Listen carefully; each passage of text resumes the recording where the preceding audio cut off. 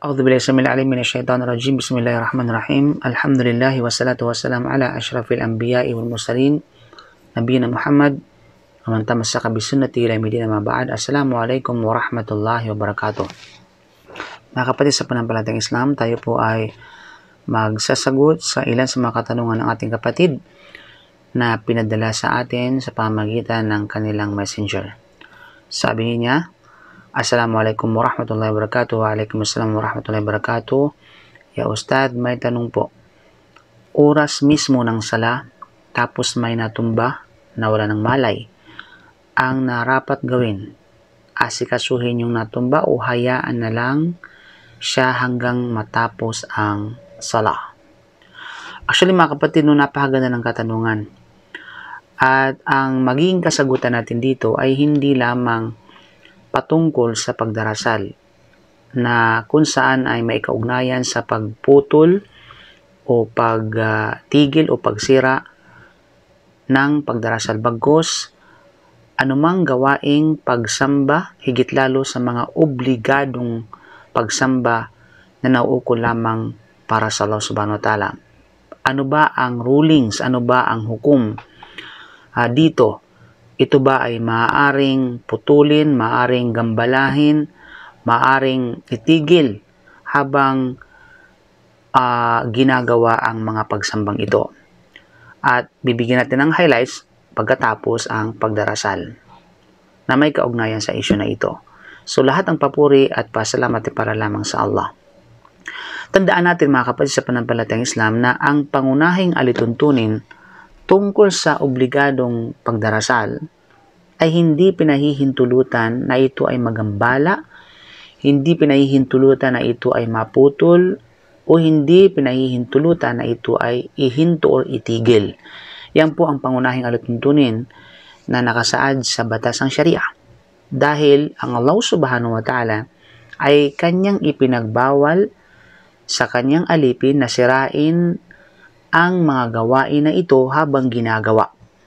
Ito ay may kaugnayan sa sinabi ng Allah bilang pangkalahatang batayan. Ano bang sinabi ng Allah? Surah Muhammad, verse 33. Sinabi ng Allah, Ba'da a'udhu billahi minasyaitanir rajim, Bismillahirrahmanirrahim. Ya ayyuhalladhina amanu ati'u Allah war rasul. Ya ayyuhalladhina amanu ati'u Allah wa ati'u ar-rasul wa la tubtilu a'malakum. Sinabi ng Allah, o kayong mga mananampalataya, mga naniwala sa Allah, sumusunod sa kanyang sugo, sundin ninyo ang Allah at sundin ninyo ang kanyang sugo, siyempre sa pag-uutos at pagbabawal ng Allah at ng kanyang sugo. At huwag ninyong sirain. So, wala tubtilu a'malakum. Huwag ninyong sirain, huwag ninyong ipawalang bisa, huwag ninyong putulin, no? Ang inyong mga gawain. So, ang mga gawain dito mga kapatid, pangkalahatang gawain. Subalit, categorically speaking, ito ay may kaugnayan sa gawaing pagsamba sa Allah. Gawaing pagsamba sa Allah. Any action na nabanggit sa Quran, ito ay may kaugnayan sa pagsamba sa Allah subhanahu wa ta'ala. Kaya naman, huwag ninyong sirain. Sabi ng Allah, huwag ninyong sirain, huwag ninyong ipawalang bisa, huwag ninyong putulin, no? Ang gantimpala ng iyong mga gawain, of course, dahil sa inyong di paniniwala at paglabag, no? Dahil sa pagsira ninyo sa bagay na ito. So yan, mismo, ipinagbawal ng Allah subhanahu wa ta'ala na sirain kapag sinimulan na ang gawaing pagsamba. Bawal itong itigil, bawal itong sirain. Yan po ang pangkalahatang batas, mga kapatid sa pananampalatayang Islam. Kaya, bilang komentaryo ng isa sa mamagiting na scholar ng tafsir na walang iba kundi Sheikh Abdurrahman As-Sa'di, rahimahullah, sabi niya sa kanyang komentaryo, no, hinggil sa aya na ito. Sabi niya, sa sinabi ng Allah na wala tubtilu a'malakum, at huwag ninyong gambalahin, no? Huwag ninyong sirain, huwag ninyong putulin, itigil, o ipawalang bisa ang inyong mga gawain. So, kabilang dito, sabi niya, kabilang dito ang pagbabawal sa pagsira o pagputol sa mga gawain na ipawalang bisa ito pagkatapos gawin ng mga ito, no? So, pagbabawal sa pagsira o pagputol sa mga gawain pagsamba na ipawalang bisa ito. i-interrupt, kumbaga, no? I-interrupt ito pagkatapos gawin ang mga ito. Habang isinasagawa ang mga ito, kumbaga, sa pamamagitan ng paggawa ng mga bagay na nakakasira sa mga ito. Tulad na halimbawa ng pagpapaala sa mga tao ng mga pabor. Halimbawa, gawaing zakah, di ba? Which is obligatory na inatas ng Allah sa kanyang mga alipin na may kakayahan. So, obligasyon yun. Tapos, sisirain lamang sa pamagitan ng, ayun, ipaalala sa mga tao na yung mga pabor na ipinagkaloob, yung mga biyaya na ipinagkaloob sa kanya, yung tinatawag na tao na manan, no? Halimbawa, nagbibigay siya ng sadaka, tumutulong siya sa kanyang kapwa, either financial, physical. Tapos, pagkatapos ito, parang ipapaalala niya doon sa taong tinulungan niya yung kanyang mga pabor na ibinigay. So, yun po ay, sabihin natin, no, parang, pinapamukha. So, bawal po yun. Kasi yan po ay ipinagbawal ng Allah sa banal ng Quran. Gayun din, paghanga sa sarili. Di ba? So, paghanga sa sarili, bang nagiging mayabang siya. Nagiging tinatawag na palalo siya sa di lang yan, na marami pa akong mabuting gawain. Di ba? O kaya pagmamataas at paghahangad ng mabuting reputasyon.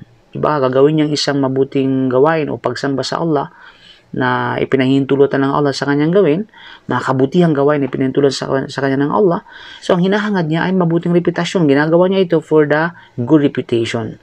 At paggawa ng mga kasalanan na sumisira sa mabubuting gawain at kansilahin ang gantimpalang ito.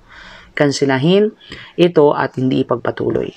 So, kasama rin dito ang pagbabawal sa pagsira sa mabubuting gawa habang ginagawa ang mga ito sa pamamagitan ng pagtigil sa mga ito o paggawa ng isang bagay na nagpapulo ng bisa sa mga ito. Halimbawa, obligado nag-ayuno, hindi ka naman traveler, no? Ikaw ay muwatin, ikaw ay sabihin nating mukim, ikaw ay hindi naglalakbay, tapos may kakayahan ka naman, walang sagabal, tapos pagkatapos nag-ayuno ka, then pagkatapos sa middle of the day, inisip mo na ayaw mong ipagpatuloy yun. Isinira mo either by intention or sabihin natin, no, intentionally, o sa by action na alam mo at batid mo na yun ay nakakasira, batid mo nag-ayuno ka. So, yan ay pagsira, di ba? Deliberate ka ma-interrupt, no? Deliberate interruption doon sa gawaing pagsamba. So, ipinagbabawal yun ng Allah. Okay? Ang mga bagay na nagpapaulang bisa sa pagdarasal, pag-ayuno, hajj, at iba pa ay kasama rito. At ito ay pinagbabawal, mga kapatid, sa panampalatayang Islam na sirain.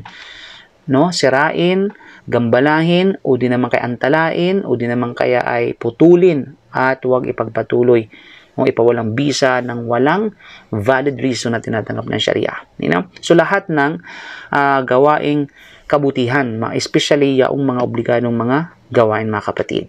Kahit sinipin ng mga fuqaha, ang talatang ito bilang katibayan, bilang pruweba na ipinagbabawal na magambala o maputol, masira o itigil ang isang obligadong pagdarasal.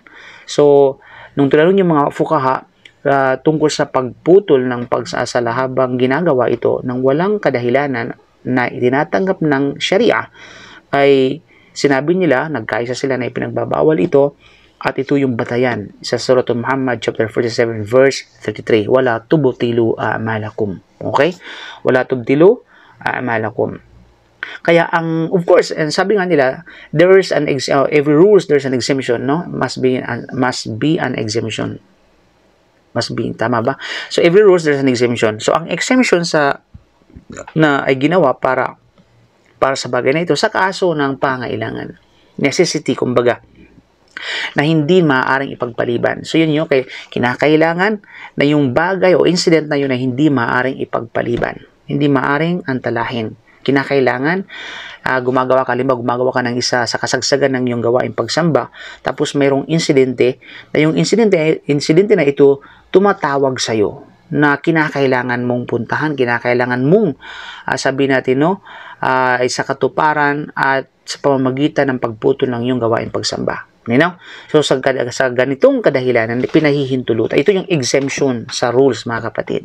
Kaya sinabi nito sa Al-Mawsu'a Al-Fiqhiyya Al-Kuwaitiyya, na nakasaad doon sa kanilang paliwanag, mga kapatid, sa panampalatayang Islam, ang pag-abala, ang pagsira, ang paggambala, pag-antala, no, pagputol sa isang obligadong gawain ng pagsamba, pagkatapos sa simulan ito, nang walang legitimate reason, walang valid reason para gawin ito. Okay, ito ay hindi pinahihintulutan ayon sa pinagkasunduan ng mga fuqaha ng mga jurists sa Islam.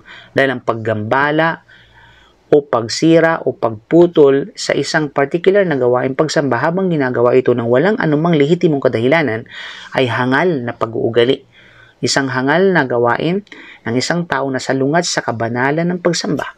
Salungat sa kabanalan ng pagsamba sa Allah subhanahu wa ta'ala. At mayroong teksto na nagbabawal sa pagputol o pagsira o pagtigil sa mga gawain pagsamba kung wala namang valid reason or acceptable reason. Ang Allah subhanahu wa ta'ala nagsabi bilang pangkalahatan, wala tubtilu a'malakum, at wag ninyong sirain, wag ninyong gambalahin o antalain, wag ninyong itigil o ihinto ang tinatawag na inyong gawaing pagsamba sa Allah subhanahu wa ta'ala. Okay? Kaya naman mga kapatid sa panampalatayang Islam, ang pagsasaalang-alang sa pagsamba o pagsira o pagputol nito para sa isang lehitimong makatwirang dahilan o acceptable reason, iyon ay pinahihintulutan. Kapag mayroong mabigat na dahilan, ito po ay pinahihintulutan na putulin o sirain ang pagsamba. Okay? Halimbawa, sa isang traveler, diba? Tapos nag-ayuno ka habang naglalakbay ka. Subalit sa kasagsagan ng iyong paglalakbay, napagod ka at nagsanhi ito ng sabihin natin pagkauhaw o kay matinding pagkagutom. So as a traveler, pinahihintulutan kang itigil ang pag-ayuno kasi hindi wajib obligado sa isang nag-ayuno, sa isang traveler na mag-ayuno. Maaring maputol ang pagdarasal para sa halimbawa, para pumatay ng isang ahas at katulad nito, o alakdan, o kay mabangis na, kumbaga mananap, no, mababangis na nilikha na hayop, di ba? Habang nagdarasal ka, tapos papalapit sa iyo yung ahas, papalapit sa iyo ang isang scorpion, di ba? Ito'y pwede. Pwede mong sirain ang tinatawag, pwede mong itigil, ihinto ang iyong sabihin natin, ang iyong pagdarasal dahil ipinag-utos na patayin ang mga ito. Dahil ito ay harmful. Sabihin, nagbibigay ng kapahamakan. No? Nagbibigay ng, sabihin natin, ng kapinsalaan sa iyo. Diba? So, walang problema na ito ay sabihin natin patayin. Kaya walang problema na ito ay sirain o putulin ang pagdarasal o gawain pagsamba. O dahil sa takot na mawalang ilang mahalagang ari-arian ng pagmamayari niya o ng iba. Halimbawa, meron siyang mahapakahalagang gamit, tapos sabang nagdarasal, nandun lang sa tabi. Tapos biglang merong nagnakaw. Diba? Merong biglang dumaan, tapos kinuha niya. So, sa ganitong kalagayan, alam niya na mawawalan siya ng ari-arian. Alam niya na, halimbawa, ari-arian ng iba, pinabantay sa kanya. Diba? Garantor siya. So, pwede niyang putulin sa bagay na yun, mga kapatid. Okay? O di naman kayo tumulong sa isang nasa emergency situation. O alertuhan, no, ang taong walang malay. O isang taong natutulog na ang ahas halimbawa ay patungo sa kanya, halimbawa, no? Patungo sa kanya, alertuhin. At very impossible na alertuhan siya sa pamagitan ng pagsabi ng Subhanallah, Subhanallah, di ba? Subhanallah, ilang paulit-ulitin mo yun. Tapos tulog siya, okay, wala siyang malay. Malay ba niya, nagkamali ka sa nasabing Subhanallah, di ba?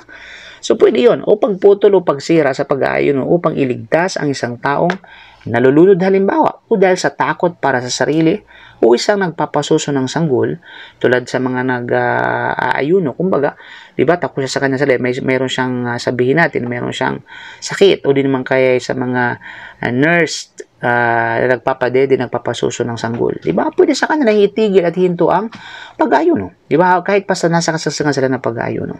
So, walang pag-alinlangan mga kapatid. Kung ang isang tao ay natumba habang nagdarasal, tulad ng, halimbawa, pagkatumba ng isang patay na tao. Diba? Makikita mo naman yung sitwasyon ng pagkatumba ng isang tao, bigla na lang nag-collapse. Tapos yung collapse niya, so maaari siyang, halimbawa, ay natake sa puso, o sabi natin yung haya. Yung features niya, sabihin natin, yung kanyang hitsura, ay parang pagtumba ng isang patay. O di naman kaya, diba, nanginginig, diba? Yung mga inaatake, something like that, na kaya natumba sa pagdarasal. So, sa kalagayan na ito, ay maaaring siya ay namatay na, o maaaring siya ay buhay pa. Ihtimal. Maaaring yung pagkatumba niya, tapos maaaring sa isang sitwasyon niya, ay maaaring siyang buhay pa, o maaaring siyang namatay na, at maaaring maligtas pa kung buhay pa. Kaya ang mga katabi niya ay maaaring putulin, maaaring itigil ang kanilang pagdarasal upang matulungan siya. Diba? Dahil ang paghihintay hanggang sa ipagpaliban hanggang sa matapos ang pagdarasal ay maaring mga hulugan ng pagkawala ng opportunity maaaring mawala yun, opportunity, yung pagkakataong iligtas siya, mga kapatid sa panampalatayang Islam. Okay, kaya naman, sa ganung kalagay, sitwasyon, walang problema. Pero yung natumba lang, natapilok lang, dahil sa sabihin natin na inaantok, hindi na yun. You know? So kung ito ay nangyari na ang mga taong nakapaligid sa kanya ay alam na siya ay patay na, at wala nang pag-asa na mailigtas niya siya, halimbawa talagang totally dead, no? So, una, natumba, pagkatapos pinapakiramdaman nila kung sabihin natin kung buhay o hindi. So, ang nangyari ay parang 100% sure sila na sabihin natin na may natumawag. Ito yung mga sabihin natin, mga 100% na sure sila na sabihin natin, no? Na 100% sila na kumbaga ipatay na yung tao, no? Patay na yung tao. So sa ganitong tinatawag na kalagayan, wala nang pag-asa pang, kumbaga wala na pang pag-asa mailigtas siya. Kung gayon, walang pag-alilangan na iyon ay isang malaking pangyayari, mga kapatid sa panampalatayang Islam. Isang malaking incident, isang malaking major incident. At nagkaroon ka naipit ka sa dalawang kalagayan. Una, yung pag-iwan sa patay na tao, sa ganun na kanyang kalagayan na siya'y patay, which is we're talking about 100% talagang patay siya. Sa gitna ng hanay, sa gitna ng saf, ay pagputol sa hanay ng isang taong hindi nagdarasal. Ibig sabihin, kasi automatically, yung taong namatay, tapos nakulap siya o something like that, syempre, tapos mapuputol automatically yung saf. No, kasi automatic na yung sabihin natin yung patay ay hindi nagdarasal. Hindi consider na siya nagdarasal. So yung pag-iwan sa kanya sa ganung kalagayan ay pagsira ng sabihin natin ng hanay. So maaring ma-interrupt yung roh. At maaring ito rin ay isang uri ng hindi paggalang sa kabanalan ng namatay na tao sa pamamagitan ng pag-iwan sa kanya ng ganun, mga kapatid. So at the same time, the other side, na kapag iniwan mo lang siya ng ganun, which is yung patay, parang alam mo, isinantabi natin yung sabihin natin kabanalan ng namatay, mga kapatid, hormatul sabihin natin maut o mait. 'Di ba? Yung kabanalan ng namatay na sa atin, alam natin gaano i-consider natin yung kabanalan ng sabihin natin ng pagkamatay ng isang tao. 'Di ba? Dapat na irespeto yung mga kapatid. So, naipit ka din sa dalawang kalagayan. So, kaya ang lumilitaw na ang kaso na ito ay pinahintulutan para sa mga taong nakapaligid sa kanya na maputol ang kanilang pagdarasal at ilipat ang patay na tao doon sa gilid, no? Sa gilid. So dapat din nilang subukang takpan siya ng anumang makakaya nila hanggang sa matapos ang mga tao sa kanilang obligadong pagdarasal at pagkatapos ay malayang ihanda siya para sa janaza, mga kapatid. So gagawin niya sa mga taong nakapaligid doon ay pwedeng sabihin natin putulin ng kanilang pagdarasal at pagkatapos ay sabihin natin, no, i-interrupt ng bahagya at kumbaga gilid, no, ilagay sa gilid yung sabihin natin yung patay. Tapos pwede nang i-continue so long na nanatili pa rin sila sa posisyon ng kibla, nakaharap pa rin sila sa kibla. So balit kapag in-interrupt nila yung pagdarasal nila, tapos tinalikdan nila yung kibla, we're talking about the obligatory prayer, no? Tinalikdan nila yung tinatawag na pagdarasal, then therefore automatically putol ang kanyang sala. Kinakailangan umpisahan niya sa simula ng sabihin natin pagdarasal ng sala. Magsimula siya magtakbiratul ihram, back to the start, kumbaga. Pero kung nanatili pa rin yung composure na nakaharap doon sa kibla, direksyon ng kibla, walang problema na ipagpatuloy ang kanyang pagdarasal. Okay? Hindi na kailangan magtakbiratul ihram pa. Okay? Bagkus ay sabihin natin yan. Kasi yung mga ulama ay walang problema kung sa kanilang fatwa na walang problema na gumalaw, no, gumawa ng isang gawain na hindi bahagi ng tinatawag na pagdarasal kung kinakailangan, kapag ito ay yasir, kapag ito ay maiksi lamang o kay panandalian lamang or bahagya lamang, provided na sila ay nakaharap pa rin sa direksyon ng kibla. Otherwise, kapag hindi nakaharap na direksyon ng kibla, ay kasi kabilang yan sa ruko ng sala, yung istiqbalul kibla, kabilang yan sa haligi ng sala, yung tinatawag na sabihin natin pagharap sa kibla, sa mga, particularly sa mga tinatawag na obligadong pagdarasal, no? Kapag nawala ito, kailangan magsimula silang muli magtakbiratul ihram. Sa kasong ito, mga kapatid, tungkol sa pagputol sa pagdarasal, ay pinahihintulutan na ito ay limitado lamang sa kung ano ang kailangan. Sa kung ano yung kailangan. Gaya ng nakasaad sa prinsipyo ng fiqh, mga kapatid, sa panampalatayang Islam. Kaya't kung ang ilan sa mga nagdarasal ay umalis sa kanilang pagdarasal, ang kailangan para sa lahat ng mga nagdarasal, no, naputulin, hindi naman lahat na kailangan umalis sa pagdarasal. So, ang layunin ng Sharia na binanggit natin kanina ay kanilang dapat matupad. So, kapag halimbawa, yung ilan sa mga nagdarasal ay umalis, no, sa kanilang pagdarasal, dahil lang sa insidente na yon, provided na isa katuparan ng layunin ng Sharia, so walang problema. So, hindi na kailangan para sa lahat ng mga nagdarasal doon na putulin lahat ang kanilang pagdarasal, no? At bagambala ng isang patay halimbawa na tao mula sa obligadong pagdarasal. You know? So, hindi kailangan lahat doon putulin ng sala. Bagkus yung mga taong nasa paligid lamang niya na kayang i-take care, kayang sabihin natin o itabi ang patay dun sa gilid, at kung ano pa man, kung mayroon pang kaya pang iligtas, kumbaga, yung mga nasa paligid lamang niya. Hanggang sa sabihin natin ito ay hanggang sa mailigtas insya Allah subhanahu wa ta'ala yung taong yun at makarecover mula doon sa pagkatumba. You know?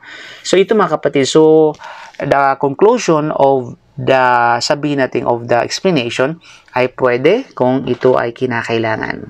Provided na matupad yung mga nabanggit nating alituntunin according sa Sharia.